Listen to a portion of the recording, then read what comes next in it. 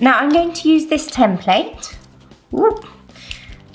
And I'm going to try putting two types of lettering together. So I'm going to go over it first, adding my thick and thins, and I'm going to use one of these Crayola pens. So they've got a nice thin tip, but I can also, having it slightly on its side, get that nice thick line too. So I'm getting that thick line going down and that thin line coming up. Now you don't have to stick exactly to all of the shapes of the letters. You can have a play around and really make it your own.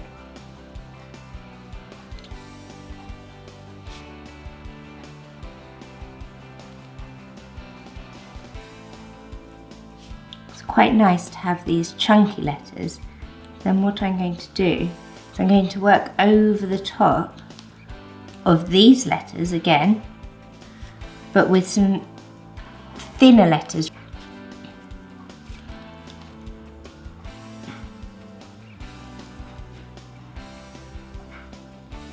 Now if you want to do your sort of finished piece on a piece of card, then what you can do is you can use something called a light pad, or if you've got a tablet, you can get an app that can turn your tablet into a light pad, so you can then sort of trace onto the card and still be able to see. I'm going to turn that one into a lowercase just so that it stands out a bit more. So you can use your light pad to see your letters through onto the piece of card. Now I'm then going to use a gel pen, and I'm going to have a look. I'm going to use one of my other alphabets that I've got, and I'm going to go over the top of these letters, joining my letters up, writing the same word again.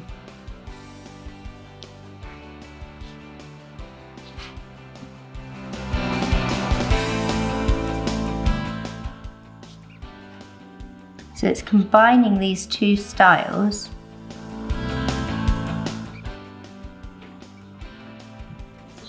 But it looks really effective. So it's quite nice if you have the two different colours.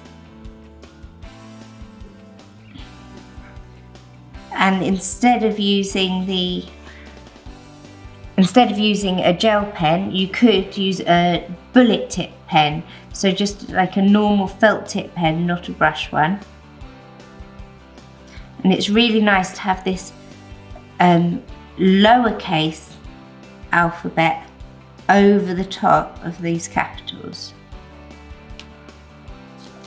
There we go, that's really effective. That would make a really nice card.